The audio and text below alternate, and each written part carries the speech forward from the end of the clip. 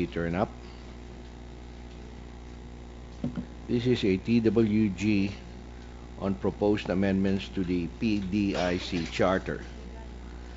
And for the record, the chair would like to recognize the presence of Maria Teresa Habitan, Corporate Affairs Group, Department of Finance. This is in no particular order. I'm just reading the list given to me. Miss Emelita Dacanay. Miss Dacanay, where are you? All right. From the Banco Central, Deputy Governor Vic Aquino. Managing Director Augusto Lopez D. Why don't you join us at the table, Mr. D? Director Francis Daquila Jr. Dito na po tayo. Director Rosilio Prado. From the Monetary Board, Mr. Fred Antonio. Mr. Val Araneta, who wears two hats today, and Mr. Armand Suratos. We do not yet have the representative from the Securities and Exchange Commission, and their inputs would be important. From the PDIC itself, again, Mr. Val Araneta, Ms. Cristina Orbeta, Officer in Charge, Imelda Singson, Executive Vice President. Well, it's Ms. Singson, yes. And the Consultant Attorney Christine Remolio. From the Bankers Association of the Philippines, Mr. Yaitan is represented by Mr. Arnel Almaden. From the Chamber of Thrift Banks, Attorney Leonardo Bool.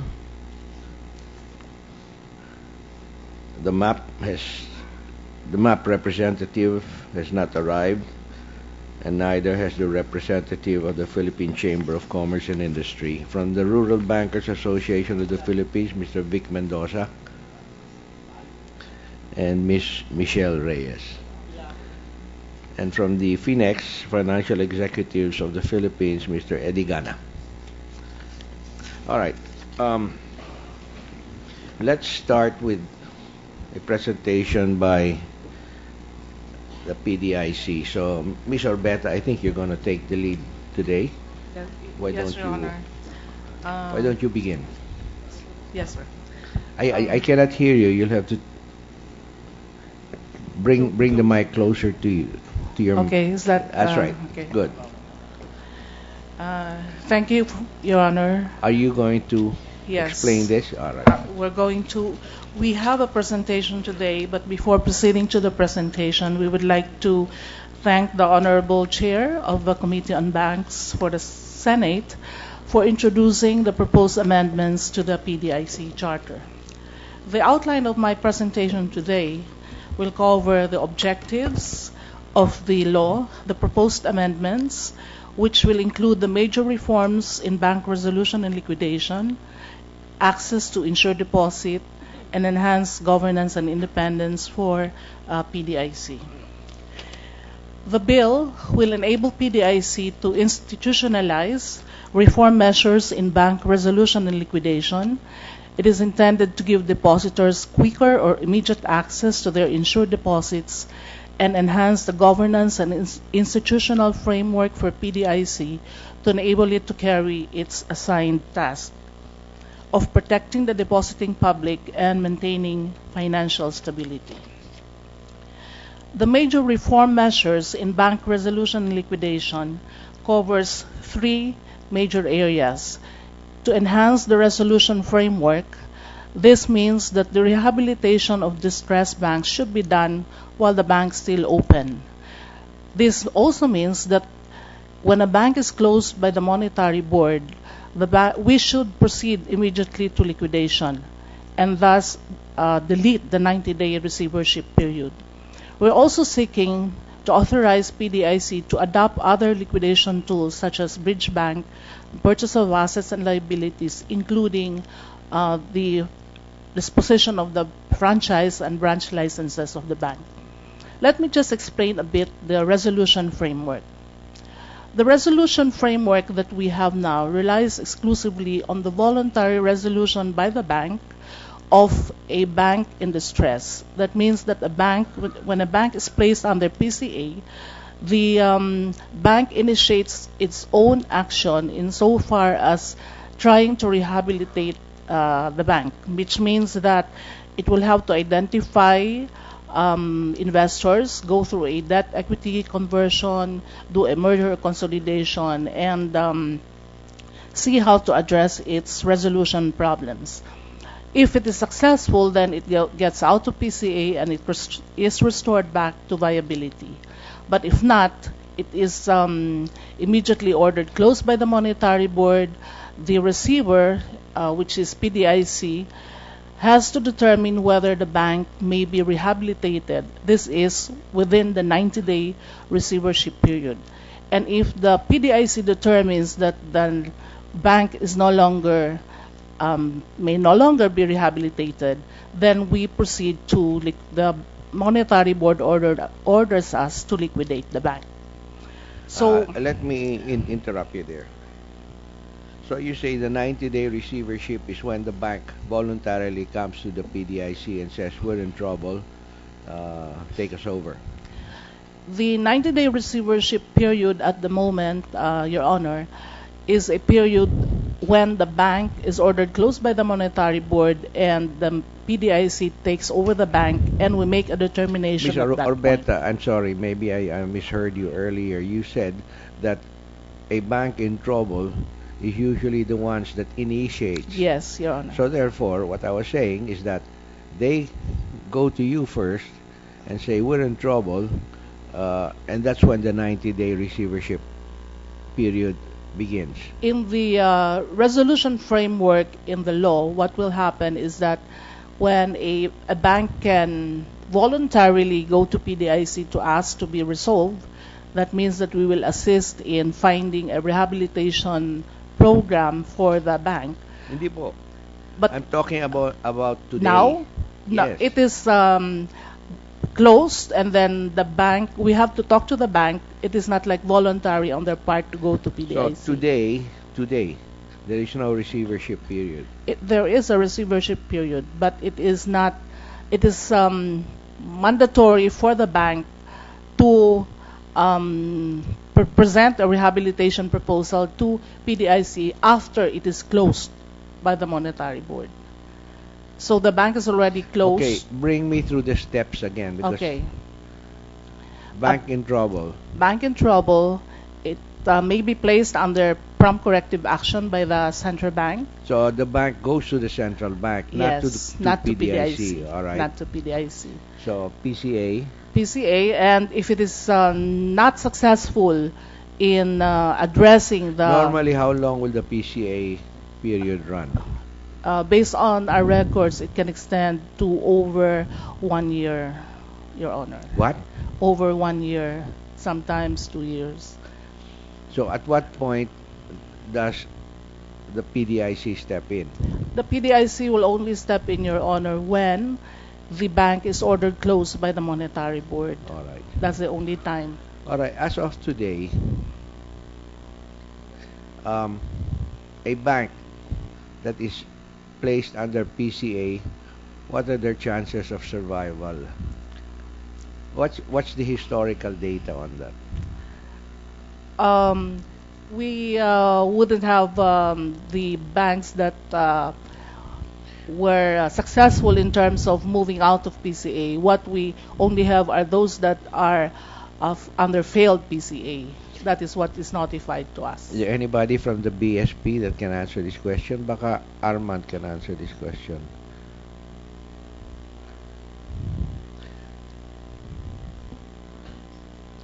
Or anyone from the Monetary Board or the BSP. Norm, what's the batting average of banks that get into PCA trouble or PCA problems? As of August 1, 2014. Would you like to bring the mic closer to you?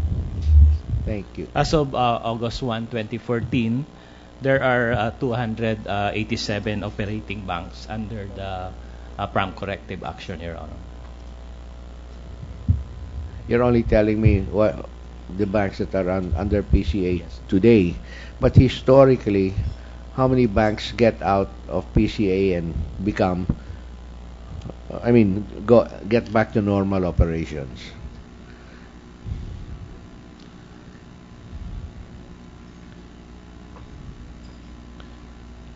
In other words, 40, what's your death rate? Uh, How many banks die? the number of banks lifted from the PCA, Your Honor, is 41 out since 2009. Since 2009, Yes. 41. Only 41 was lifted And you from had the and you have prompt 270. That's the remaining, Mr. Chairman. The You have 287 is 270. the remaining How operating many is banks. that? 200. 87 287 remain. remains, yes, Mr. Chairman. How long do they normally stay in the under PCA? The PCA is normally for 1 year, Mr. Chair. Is specifically for capital restoration plan, but it takes also longer time for in terms of the business improvement. It takes about maximum of 3 years, Mr. Chair. You say maximum. Yes. Why? After 3 years, you chop off their heads? Why? No, Mr. Chair. Once they fail to comply with the prompt corrective action, then there is a failure of PCA, wherein the bank is directed, among others, to some restrictions in their activities, Mr. Chair. And right now, you've got 287 under PCA. Of these 287, when will their 3-year terms be up? I don't have any figures on that. Will you get Mr. me that information, please? Ah, Yeah, I'm curious. If you have these 287, how long have they been in the ICU? Yeah. And how many do you expect to get out of the ICU? Yes, Mr. Chair. We'll provide you with that figure. Can you Mr. send that to me tomorrow, please? Yes, Mr. Chair. Huh? Yes, Mr. Chair. Yeah, this is one. It's historical, and two, you can make an intelligent guess on how many of these banks are going to get out of the ICU, the intensive care unit. That's what I call the PCA, no? Yes, Mr. Chair. All right. Let's go back to Ms. Orbeta. So, the moment the monetary board closes them down, the PDIC steps in. And today, is there a receivership period for the PDIC, or Yes, do you Your Honor. immediately refund the deposits of those below Oh. 500,000?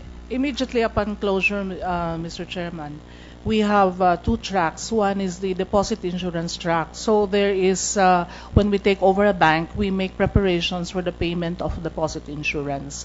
But even as that is being done, we also do a receivership function, meaning we take inventory of all the assets, liabilities of the bank, and we also notify the stockholders that we are ready to receive any rehabilitation proposal if they have plans to rehabilitate the bank.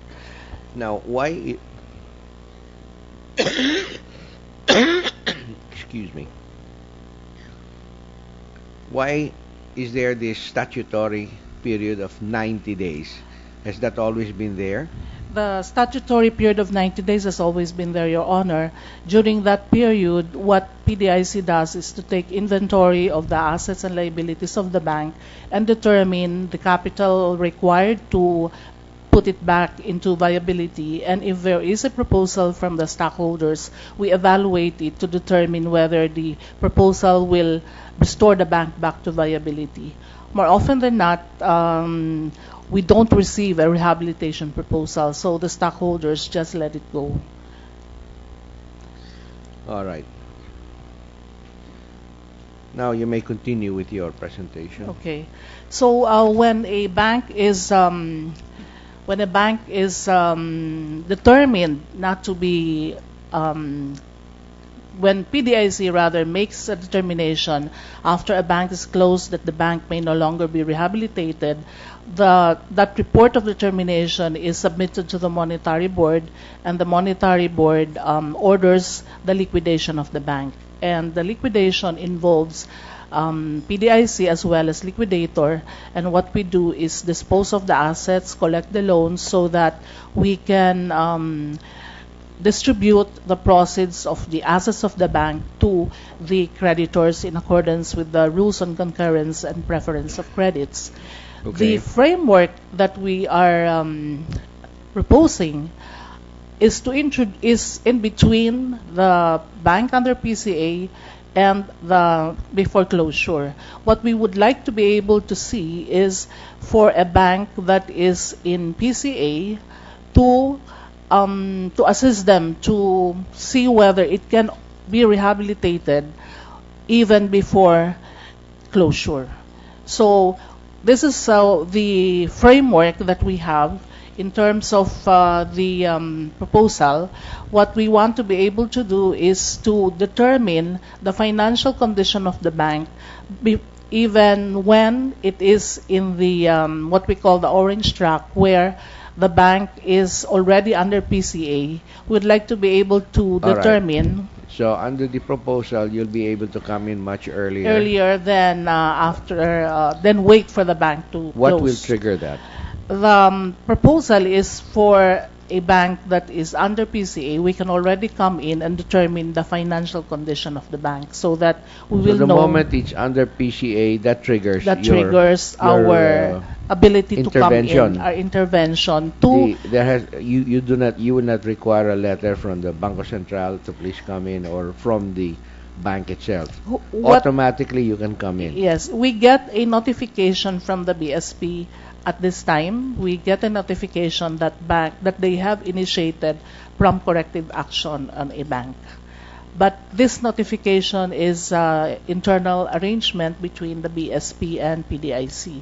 What the what the bill proposes is that this arrangement is formalized such that a bank will know that when PCA is initiated, they will know that PDIC already knows, and that will trigger the entry of PDIC so that we can determine the condition of the bank and to what extent it may still be rehabilitated. So essentially, what will happen is that instead of looking at a bank and wait for it to close, we would like to be able to come in earlier while it's still open, while it still has franchise value, while the business is still there, so that we can attract more investors to come in and determine for themselves if the banking business presented by that particular bank is viable. All right, let's talk about manpower. That means you're going to have to expand your manpower. Yes, Your Honor. What we intend to do is to retool and reconfigure the organization and add in new staff to enable us to carry this task. But what we also would like to highlight is that we can outsource the determination of the financial condition of the bank to independent auditors, so that from a valuation standpoint, the bank and PDIC will agree to abide by the results of the independent valuation, because the contentious issue insofar as rehabilitation is concerned is the valuation of the assets. So we want an independent determination by reputable auditors. All right. Please continue. So with that process, Wait, what's IRE? IRE refers to insurance risk evaluation. This is the process by which we are going to determine the impact of the financial condition of the bank to the deposit insurer the risk that is presented by that financial condition, and will also include the due diligence on the assets and liabilities of the bank so that we can determine whether it can be rehabilitated. All right. After this today's hearing, because the senators do not know or may not be familiar with PCA, IRE, make sure you spell that out Yes, somewhere sir. at the bottom of the page. No? Yes, Your Honor. Okay. Go ahead, please. Thank you, Your Honor. And after we have made that due diligence and valuation of the assets and liabilities, what we would like to be able to do is assist in identifying suitable investors, qualified investors for the bank. And we now have what we call an investor-investee help desk, and we would like to be able to strengthen that help desk to assist in the identification of potential qualified investors to take over a bank. Okay. I would like to highlight at this point that this process is actually a consensual arrangement between the bank and PDIC.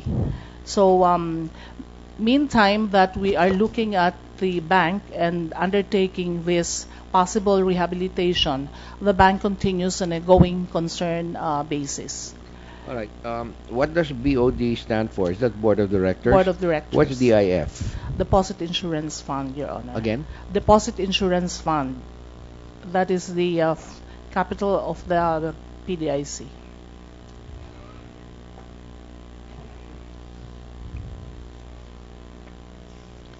What does MCA stand for? Mergers, consolidations, and acquisitions.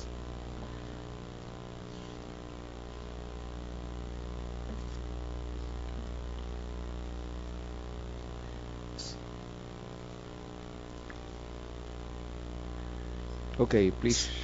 No, what's NCBA? Section 30 NCBA. Of the General Banking Act. Section 30 of the Central Bank Act. New Central Bank Act. The The all new right, central the new bank. central bank act.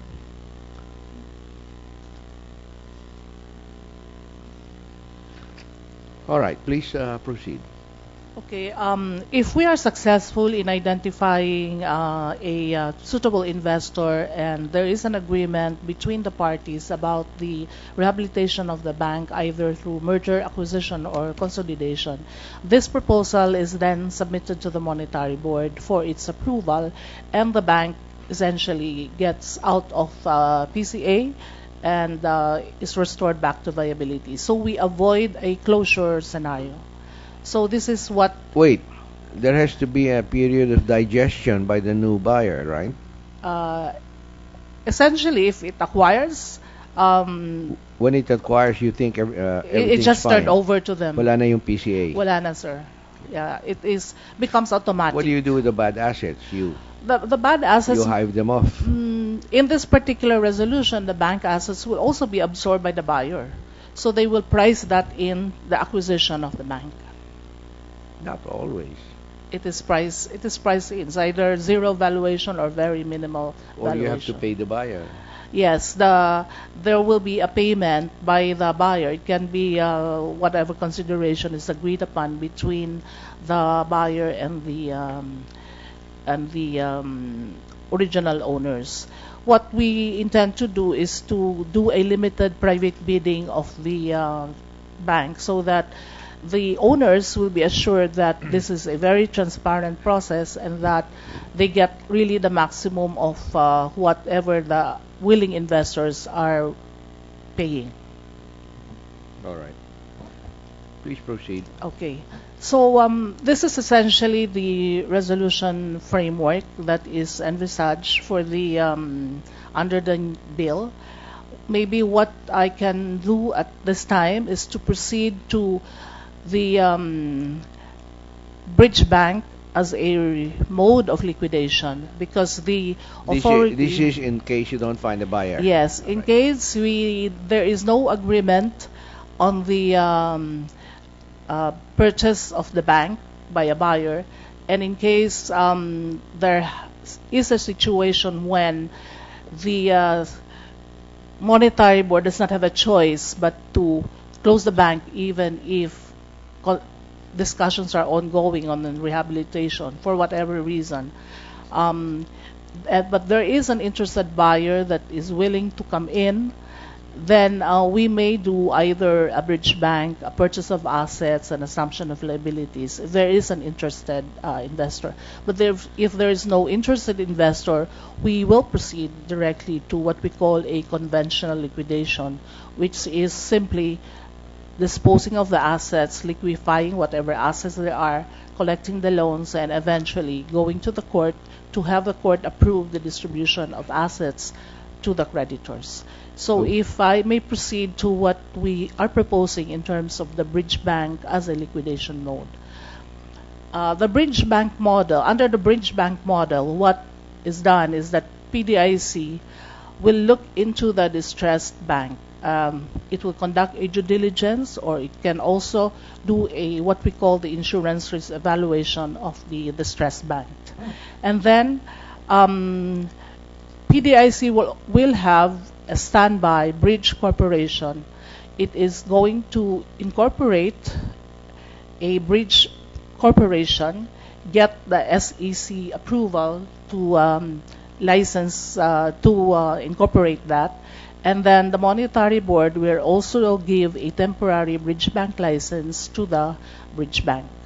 So the bank will have to be closed by the monetary board, and when the monetary board orders the closure of the bank, the PDIC will look into the assets of the bank and split the bank into what we call the good bank and the bad bank. The good bank, representing the good assets and the insured deposits, will be transferred to the bridge corporation. And in return, the bridge corporation will give shares of stock to the liquidator, so that the liquidator now, which has the bad assets, the uninsured deposits, and the shares of stocks. So what will happen is that the bridge corporation will operate on a limited basis. It will operate as a bank with limited transactions, and the depositors, when the bank is closed on a Friday and opens on a Monday as a bridge corporation, the depositors will have immediate access to their insured deposits. So if a bank closes and ordered closed on a Friday, we can operate and open the bridge bank.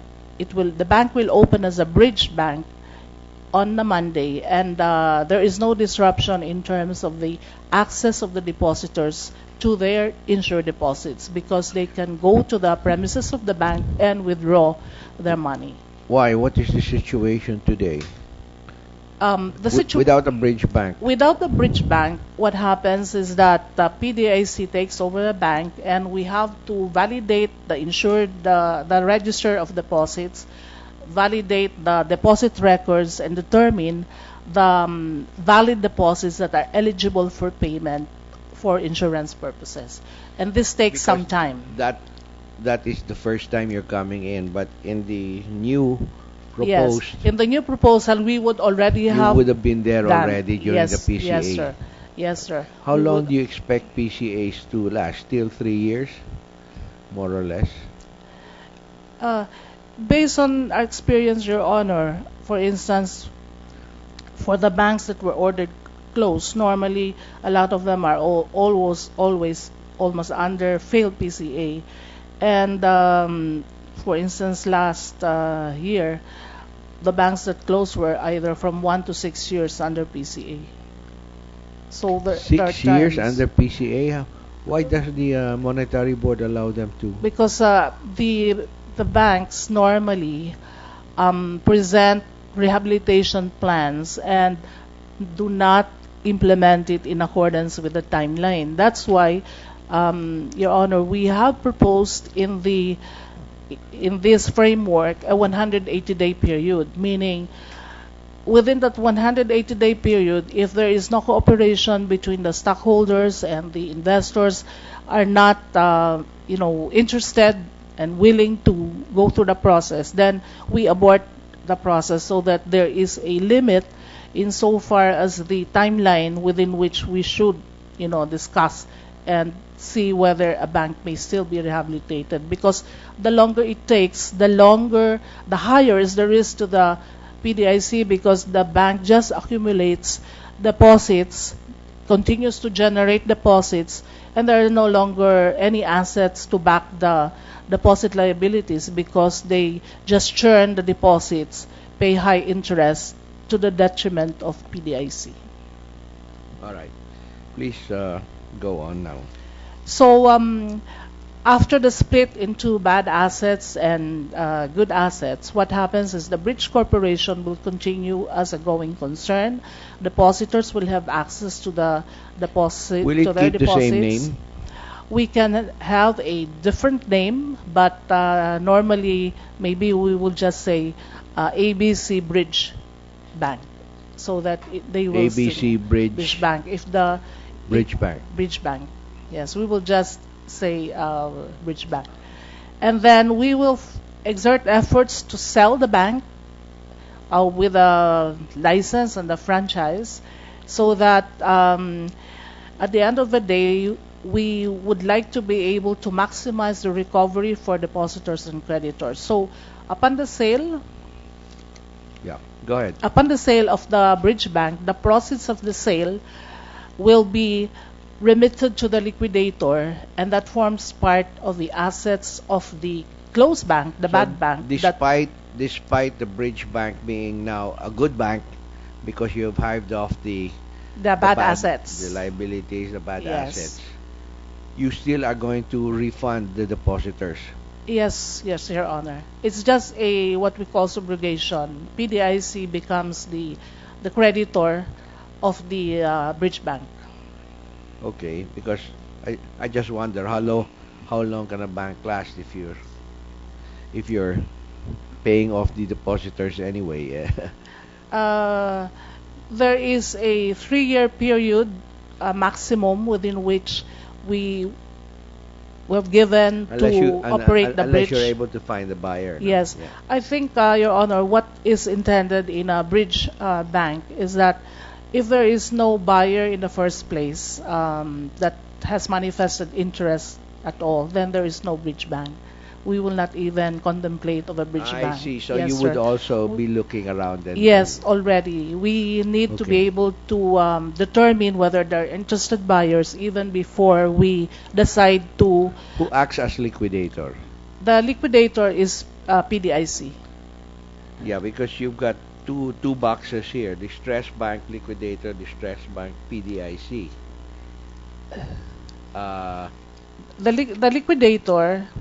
The liquidator is PDIC. It will continue with liquidation on a conventional basis of the bad assets.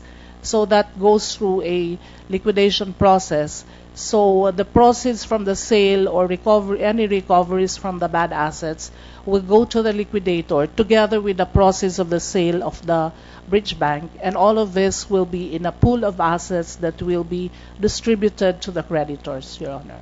Okay. So Please. the result of the bridge bank operation is expected to have maximize the recovery for the creditors.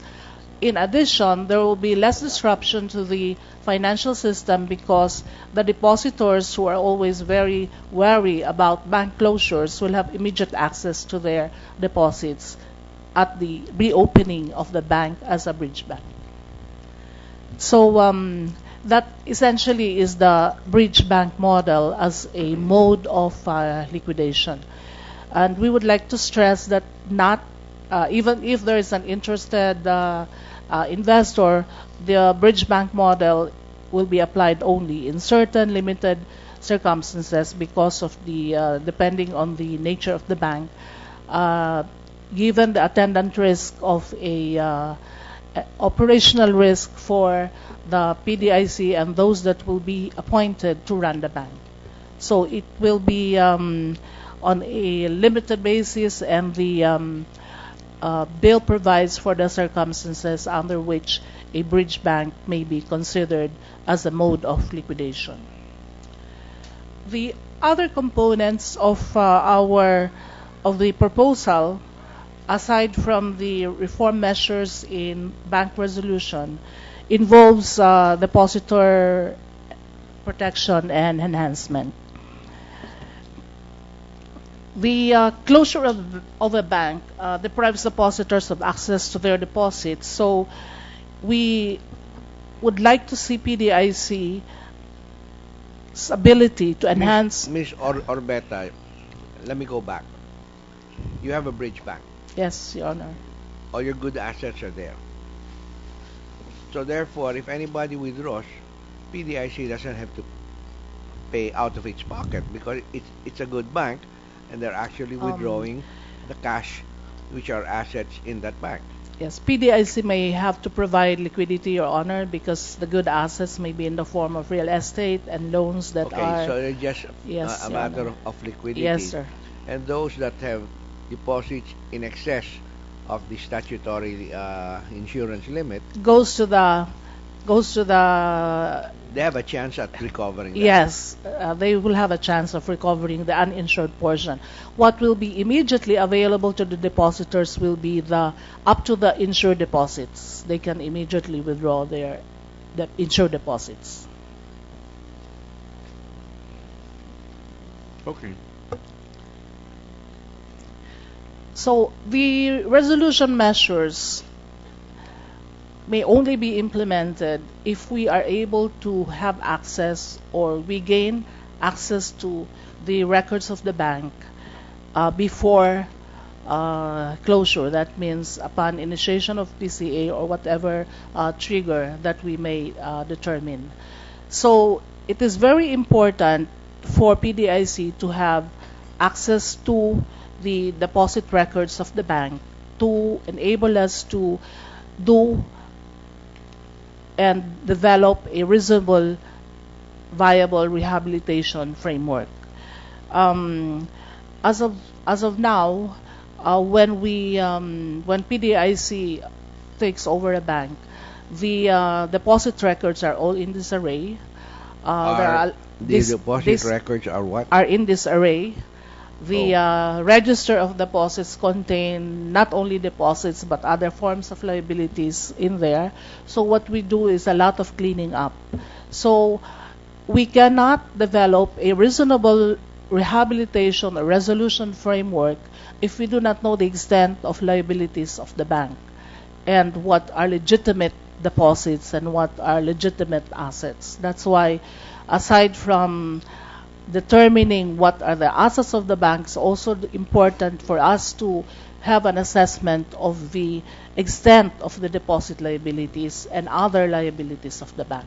Now, is this normal for even the big banks where their deposits are in disarray? Or is it Normally, it's for the smaller banks, in our experience, for instance, Your Honor, in the case of the Cooperative Rural Bank of Bulacan, it's a relatively big bank, but the deposit records are really in disarray. They have several systems of different, by deposit product, different systems for each deposit product, and the procedure for computing the interest for each system is different. And as you know, for a deposit insurer, we need to consolidate all of the deposits because the maximum deposit insurance coverage of 500,000 refers to each depositor, each account. So we have to consolidate, and that's really a nightmare. So we have to marry all the systems and consolidate all of the systems. And these are like 21 branches. so if a depositor has 5 accounts We need to with be a able. balance of 500,000, you consolidate those We have 5 to accounts, consolidate. and he only gets 500. So that in the event of closure, it will be smooth sailing and expeditious, so that the depositors will have immediate access to their deposits. Okay. So what we are also underscoring is that the authority of PDIC to examine, inquire, or look into deposit records is only exclusively for purposes of deposit insurance and the resolution framework, and that we will also be covered by confidentiality under the secrecy of deposit law. We cannot be compelled to release any information. So, in addition, there are other measures that we have been identified to expedite the payment process for the benefit of the depositors. We are proposing that the payment of insured deposit be made based on depositors' evidence of deposit and not only on bank records. We are also proposing the gross settlement of deposit insurance claims. In addition, we would like to be able to elevate the status of the depositors corresponding to their uninsured portion to be higher in terms of priority of payment to improve their chances of recovery. Standing deposits at that time. I don't understand. My deposits are insured up to 180 days. You are free to withdraw, and if the I bank see. closes, or if the bank closes within that period, you And will if I still. withdraw after the 180 days, zero na. If the bank closes after 180-day period, then wala ka na. But if it Why closes would within anybody that wait? period, yes, that's the. Are there people who wait? Uh, in some cases, Your Honor, it will be the relatives of the owners of the bank. Mostly, that's what we encounter when a bank closes. But this is just to pursue the issue of depositor protection, because the depositors are not normally privy to the situation of the bank, and that they have been that the bank has actually been ordered to have a cease and desist at the time that they made the deposit. So it's actually a. At this point, the chair would like to interrupt you and recognize the presence of Senator Rangara. Yes, Thank you. Good morning, Your Honor. We're going through this. Please continue, Ms. Orbeta. So the termination process is actually a very extreme measure that PDIC may want to have the authority. Right now, don't you have a termination process? We don't have a termination You mean to process, say Your it's Honor. open-ended? Yes, and we have to wait Rural for bank the. closes down, open-ended yan? It essentially ends when the monetary board orders the closure of the bank. Well, why would you want a termination process then? It's a way of disciplining banks, Your Honor, so that they, when they, for instance, when we have that legacy Yeah, Boy de bank Los Angeles, scam, yeah. yes, if we have that authority to terminate insured status of the bank, we would have been able to arrest the depositor, the deposit generation capability of those banks at that time. So this measure is intended to. Do you still have a case against his assets, his estate? Yes, Your Honor. We have pending cases against him and Okay. his assets. All of this depositor protection enhancements, we are also proposing that the coverage of the law constituting bank fraud and persons liable will also be specifically defined to enable us to file appropriate cases expeditiously and without any element of doubt in terms of what fraudulent act a bank or its officers and stockholders have actually committed, including conflict of interest issues. In addition to, we are also proposing the charging of risk-based premium and special assessment to promote market discipline and mitigate moral hazard. This is something that What do you mean by the rural banks will have a different criteria in terms of what will be on and that, how it will on be. that particular point, would you like to furnish the committee with examples in other countries where they have risk-based In premium? almost all countries, Have risk-based premium. Yes, yes, Your Honor. O, pwede pala, Vic, eh. Oo. But based on the clustering that she just explained, it's clear that we will be the most affected. Yeah, that's why I took up the cudgels for you already. But it seems that that is also the practice in other countries. So, Yeah. What we can do is to discuss how it will be applied to the rural banks and for the small banks. I think that there should be a different parameter or criteria for. all right, please continue. So to enable PDIC to carry out all of these new authorities, we are proposing the enhancement of its ability to govern and to pursue further or clothe it with more independence. The government, we are also proposing the expansion of the investment and fund management options of the PDIC, the remittance of dividends only if the target deposit insurance fund level has been reached. Right now, we regularly give dividends because our target DIF is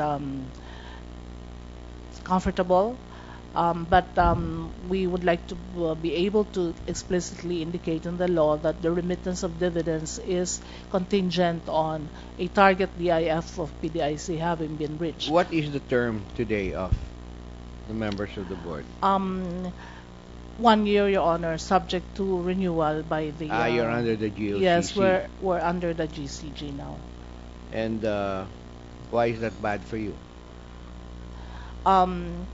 Actually, there's a very difficult. It's very difficult to have continuity. Most of the programs and projects of PDIC as a member of the financial safety net are really long term, Your Honor, and our ability to implement all of these projects and see through the projects are will be compromised if we only have a 1 year period. In addition, Your Honor, PDIC is the only member of the Financial Sector Forum whose term of office is 1 year. All of the other members of the Financial Sector Forum, SEC, Insurance Commission, BSP, they are all 6 to 7 years, I think. It's only PDIC that has a 1 year tenure, and we are the only one under the GCG. Now, what do you mean by independence in the exercise of board authority? Right now, Your Honor, there are provisions in our charter that have been sort of amended or diluted because of the GCG law. Because of? Of the GCG law. The authority of our board, for instance, in terms of defining programs and projects, setting our targets, all this will have to be approved by the GCG. So it affects the operational independence of the deposit insurer to enable it to carry out its mandate as effectively and efficiently as it can.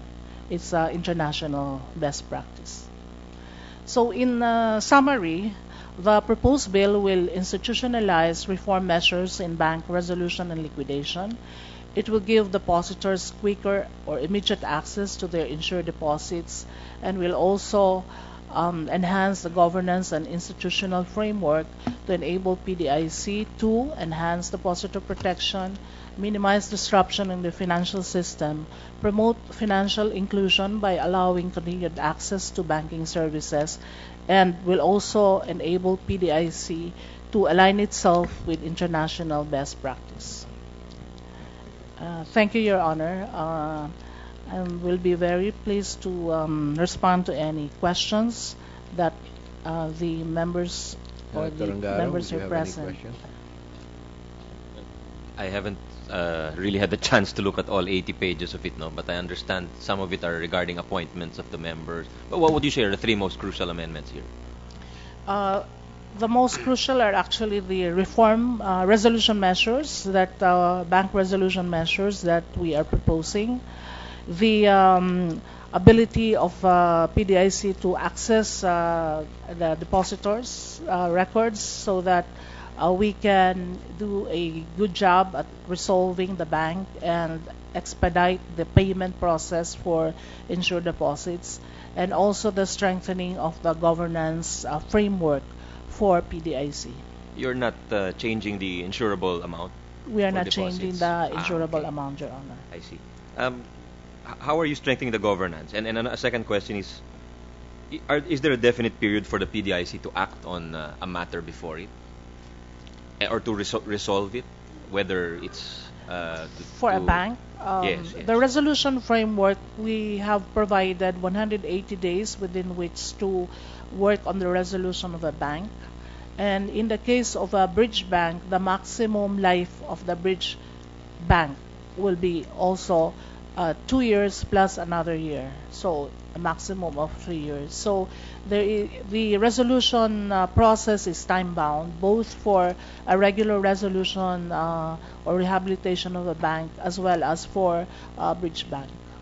So there are definite periods for all stages of Yes, yes, Your Honor. Receivership and liquidation. There's fixed periods for all of these periods, For all of these stages rather.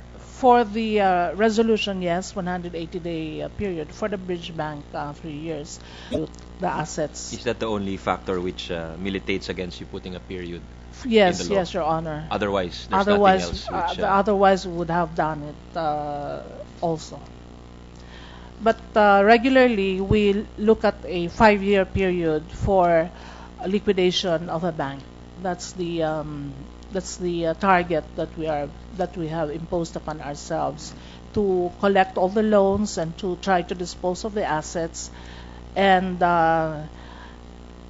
we proceed to distribute and assign whatever assets have not been sold to the creditors, so that we can put an end to the liquidation process. You're seeking exemption from bank secrecy for in cases of looking into the deposits of. Yes, Your Honor, because we won't be able to do our resolution of a bank if we don't know the extent of the deposit liabilities. And it is only when you validate the records, look into the registers, that you are able to determine the extent of the deposit liabilities and the other liabilities of the bank.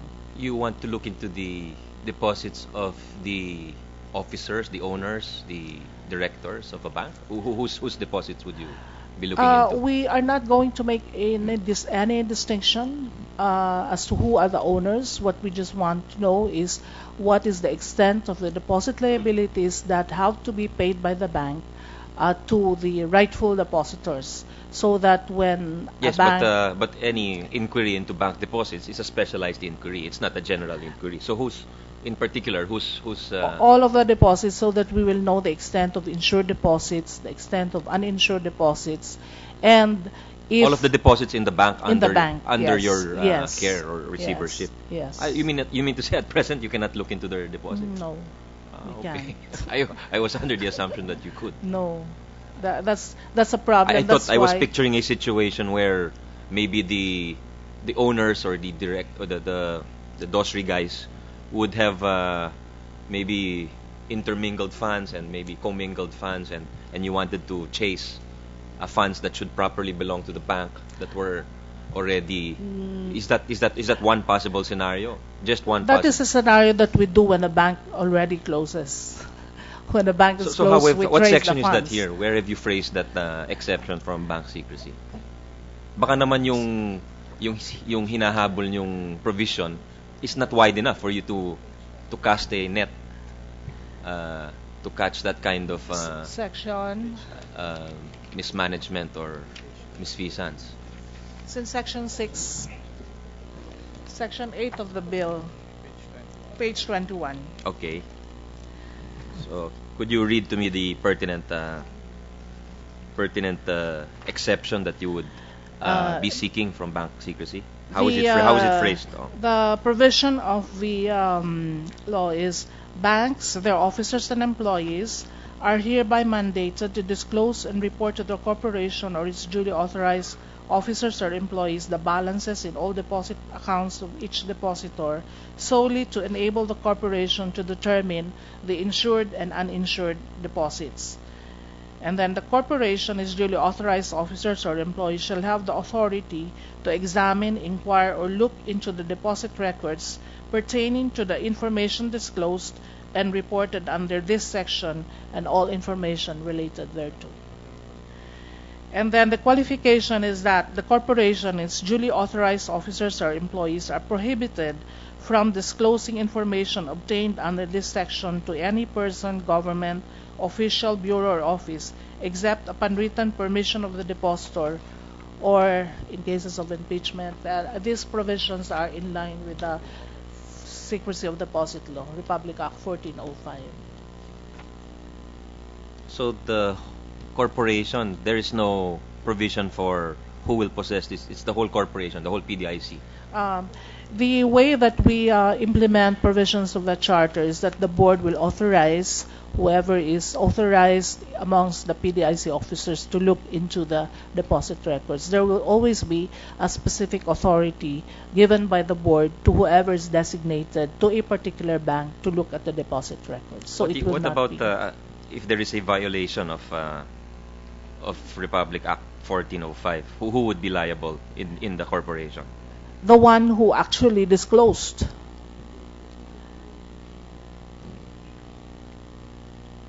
Okay. Thank you. Thank you, Mr. Chairman. Thank you, Senator. All right, let's get some reactions and some suggestions from the other resource persons here present. From the Department of Finance, Ms. Dakanay or Ms. Habitan? Chairman, You are Ms. Habitan? yes, Yes. Mr. Chairman. We find it necessary for the PDIC to be a strong protector of depositors, and we recognize that a structure should be necessary that it can adequately be safeguarding as well the financial sector.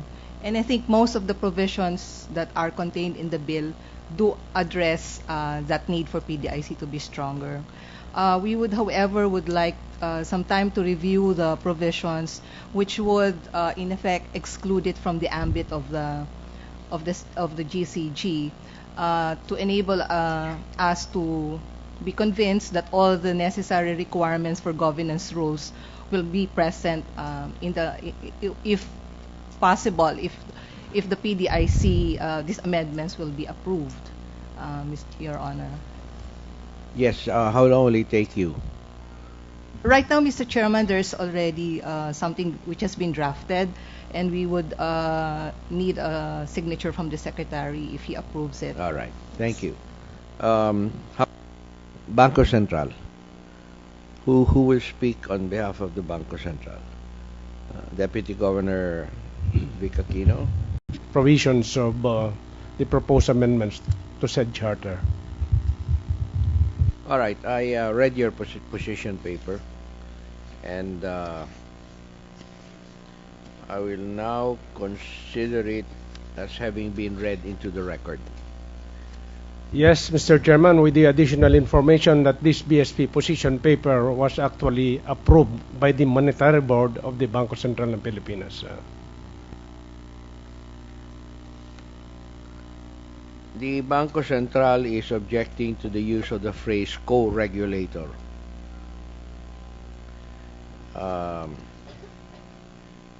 I want to ask Ms. Orbeta, where in any international financial jurisdiction is the phrase co-regulator used?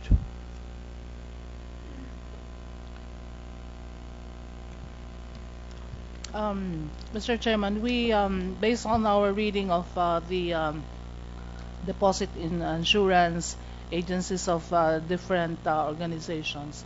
I don't recall having read the use of the term co-regulator, but the authorities of different insurers also extend are aligned with the authorities that PDIC actually uses.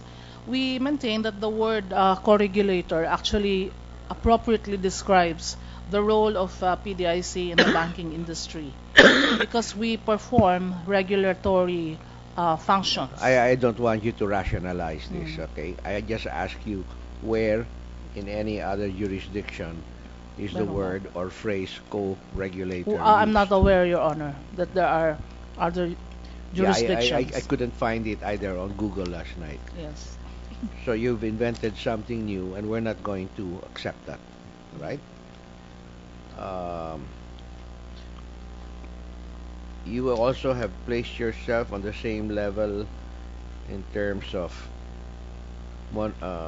salaries, benefits as the Monetary Board and the Bangko Sentral. Is that the reason why you call yourself co-regulator? Not really, Your Honor. It's I think that from a in terms of the extent of the responsibility and the accountability of PDIC, we have the same as the BSP, in particular the supervision sector, Your Honor. You have the same? In terms of accountability and responsibility, and also with the added All function. you do is close banks. Do you We determine what our interest rates will be? not the monetary side, Your Honor, the supervision of the banks in terms of examination, determining whether they are performing their financial condition, their impact on the deposit insurance fund.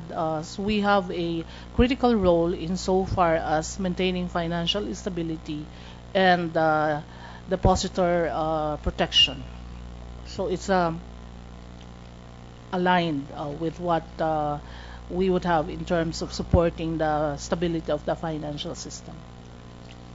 Well, you're trying to make a case for it, but the chair does not see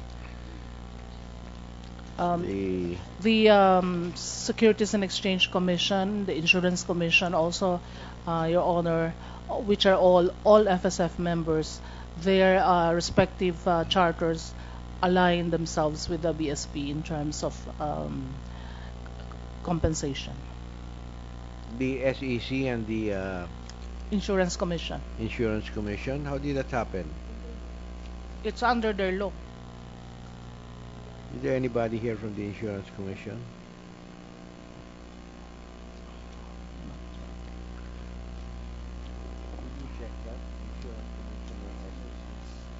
It's on the charter. All right, Vic, what were the other things that you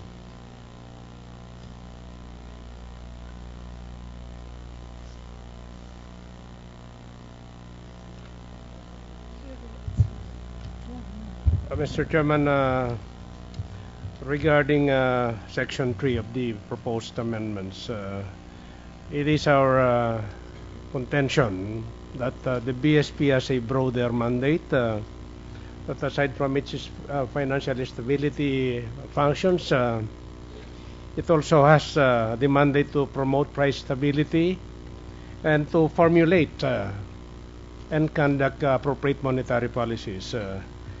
Now, additionally, we also have some proposed changes to the definition of asset and the phrase disputed claim, which are clearly spelled out in our proposed 90 days, 60 days? Well, around that period, about perhaps 90 to 120 days, but 180 is to the BSP. That is too long a period, Mr. Chairman. I know, I'm trying to find out what you think is reasonable. 120? So what is reasonable? Well, to us, it's really 90 days, Mr. Chairman. Would 90 days be enough? Mr. Chairman, If the bank is small, because the sooner we know that the sooner we get a bank resolved, the better it is for everyone.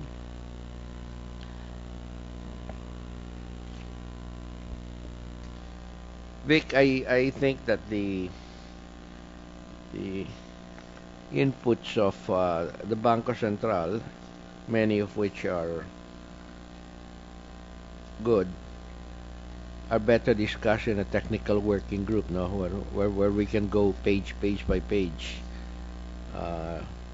rather than in something general that we take up in a hearing. There's one thing here, reiterated that the banking franchise of a bank distinct from its physical assets is owned by the BSP. This is something that should be clear to both of you. Why would the franchise be owned by the liquidator, or maybe sold by the liquidator? The BSP is now saying that franchise belongs to the BSP. It is when bank is placed under liquidation and we do a purchase of assets and assumption of liabilities, Your Honor, as well as the bridge bank. When the assets of the bank that will be sold, or the bank that will be sold, will include necessarily the banking license. So Wait, I mean, we cannot have a dispute yeah, on this particular we will case. just discuss with the BSP. Yeah. How can you sell a bank kung hindi kasama yung license? Mr. Chairman, under Section 33 of the BSP Charter, the Monetary Board has exclusive disposition of the franchise, it being the grantor of said franchise to that particular bank. Yeah, but here you have a bridge bank with the possibility of it being sold sold to a good bank. How on earth are you going to be able to operate that bank if you remove its franchise? In other words, it cannot accept deposits anymore, it cannot lend money, it cannot... I mean, doesn't that come already with... unless you have good reason to remove the franchise, when you sell a bank, you need the approval of the Bangko Central, di ba? Alright. But when the Bangko Central does give its approval, it's already allowing the transfer of the franchise of the bank. Mr. Chairman, we'll just discuss this with the PDIC further. Okay. Yeah, maybe it's just the definitions, but I certainly couldn't sell my bank unless the franchise is also transferable with the approval of the Bangko Central.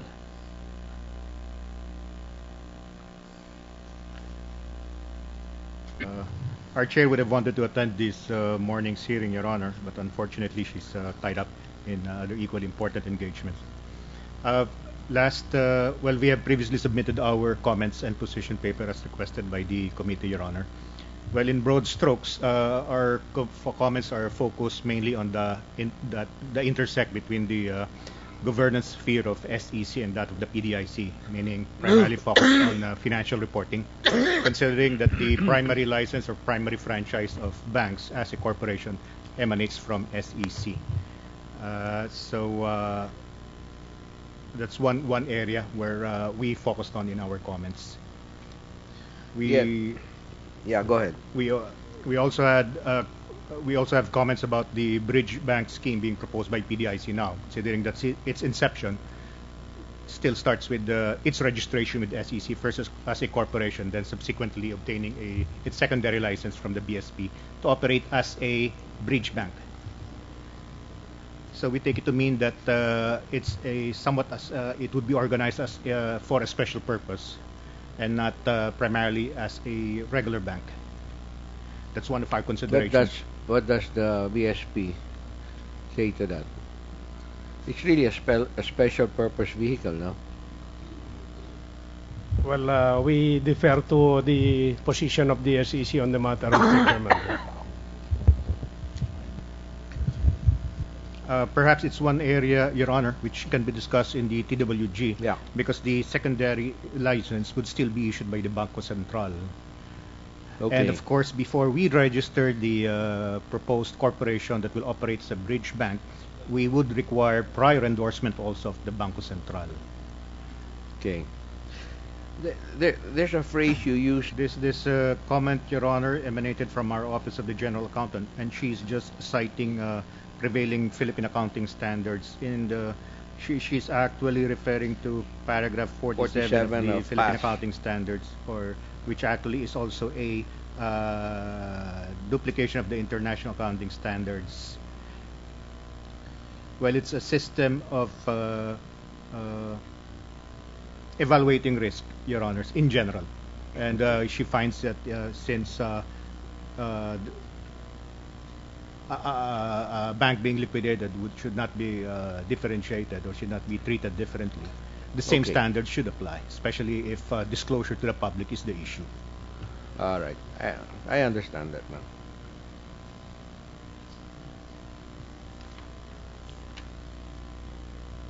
Your Honors, in the course of incorporating the bridge bank, well, we only commented that, of course, the requirements for incorporation, just like, well, which applies to any other corporation, should apply.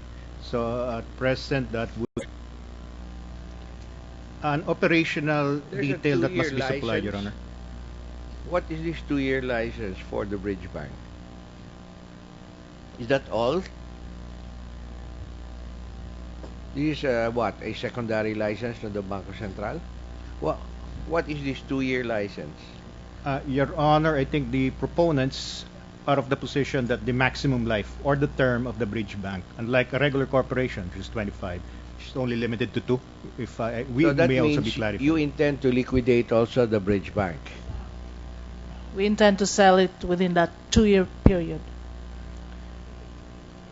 But if it has no more license, the Uh, new owner will have to reapply or incorporate the assets into an existing bank. Yes, Your Honor. They'll have to get the Suppose he wants license. to operate it separately. They will have to get a license, a regular license From from, the the Banco Banco Central. Central. Yes, sir. So this is temporary in nature. Yes, it's really a temporary license, Your Honor. Okay. So, Your Honor, in the normal course of things, if they incorporated and they indicated that the term of the bridge bank will only be 2 years, at the end of the 2-year period, it is considered automatically dissolved. So beyond that period, it's winding up. It's supposed to be winding up Yeah. already. There is a provision on a 1-year extension, so we will notify the SEC. Will there be a danger that if at the end of 2 years there will be people that will not be paid their insurance? Sir, no. The bridge bank already incorporates the provision for full payment of all insured deposits.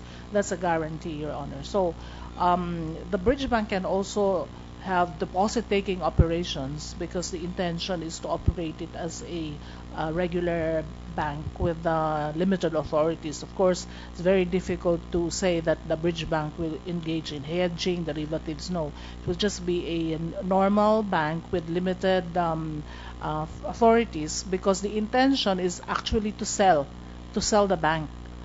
So we will be engaging officers of the bank and board to take over the bank and operate it as a going concern. Meantime, that the sale process is being finalized. Your Honor. Either sell or liquidate. Yes, That's what sir. you're saying, no? Yes, sir. If there are no interested buyers, then we will liquidate at the end of the term of the bank. Okay. Your Honor, considering Yes. that the proponents are firm on a limited 2-year operating period for the bridge bank, So perhaps we also have a proposal for the establishment of a special purpose trust, which could be a unit in the bridge bank. But what's being envisioned here is something more long term. But if the intention of the proponents is a very limited period for the bridge bank to operate, then it could be disregarded, Your Honor. Well, actually, they're putting pressure on themselves Yes, to either find a buyer or liquidate within the 2-year period. So that's okay by me, no? Anything from the rural bankers? Aside from objecting to the risk-based premium.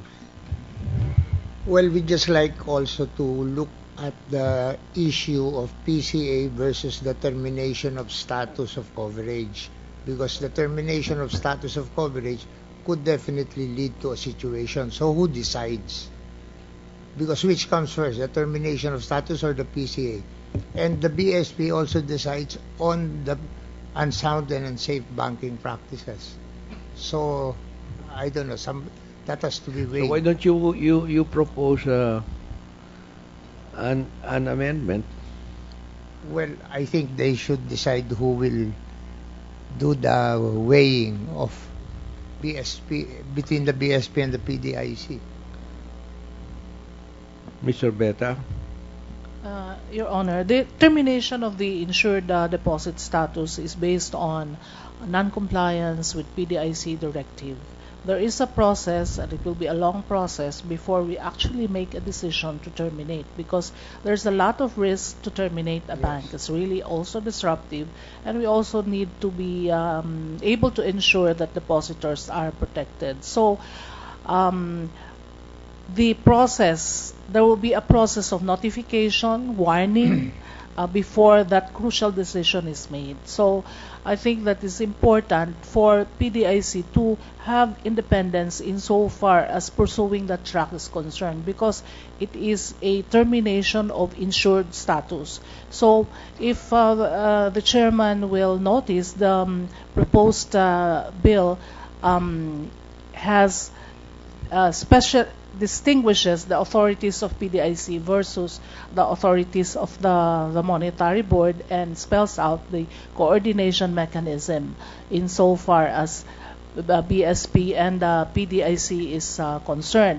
And in fact, in the resolution framework, for instance, the Monetary Board may take action on a bank that is being resolved if the circumstances are already, the Section 30 criteria are already present, because we don't want for the Monetary Board to be stopped from pursuing whatever course of action they want to take insofar as the bank is concerned.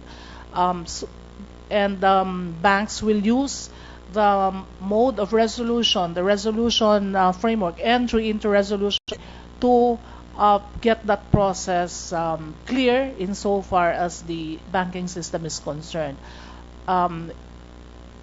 It is for certain that PDIC does not like to terminate the insured status of banks, and it is only in extreme cases when, despite notification, despite warning, and despite the issuance of a CDO, they still do not comply, Your Honor. Okay.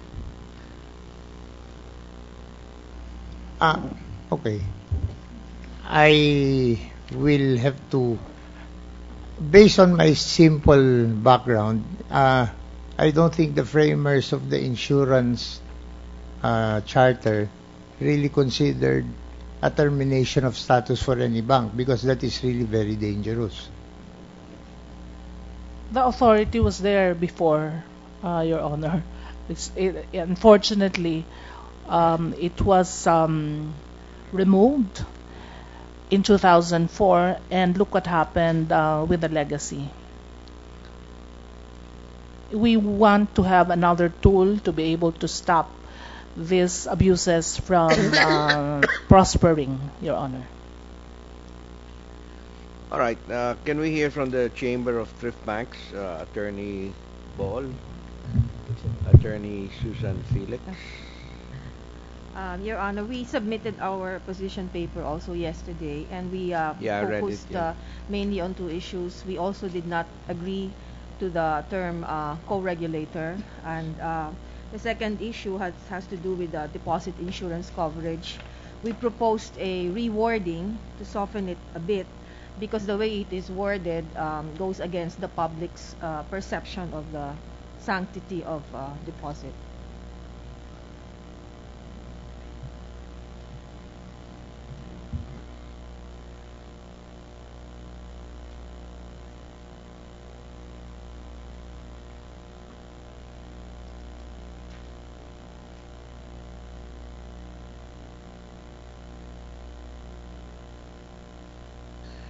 So your proposed provision is reworded as follows.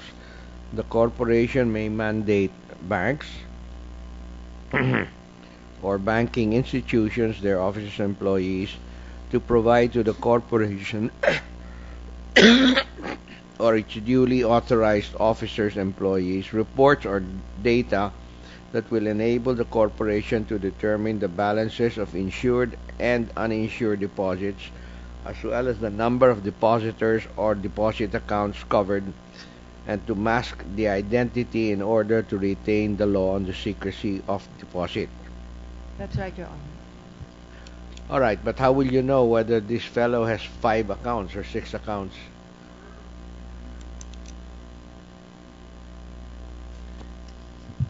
Perhaps that can be tackled in a when the IRR is done, or via a technical working group also. Insofar as these In other details words, are you don't have concerned. an answer. You're saying let's discuss it. Will you think about it? Because otherwise we don't give them the power to accurately assess what their liabilities would be. Would Will that do, be Your it? Honor. All right. Is there anybody else who wishes to make a comment or to contribute something this morning? Because our next hearing will be a technical working group where we will go through the 200 pages and hopefully the House will be able to get their stuff done also. What is your reading on the progress that is being made on this bill in the lower house? Essentially, Your Honor, we have had a technical working group meeting, and we expect that they will call us to another technical working group meeting maybe in the next week or so, Your Honor. And we have also met with a lot of the members of Congress, the House, to explain the components of the bill, and in general, they are also very supportive, Your Honor. Well, do you feel that after the next technical working group meeting, they'd be able to come up with a committee report already? We're hoping that we can do that because there are only a few items that needed to be fine-tuned. What the Honorable Congressman Colliantes also said is maybe we can already see what are the provisions in the Senate version that can already be incorporated in the House version, so that He's there will waiting be, for us?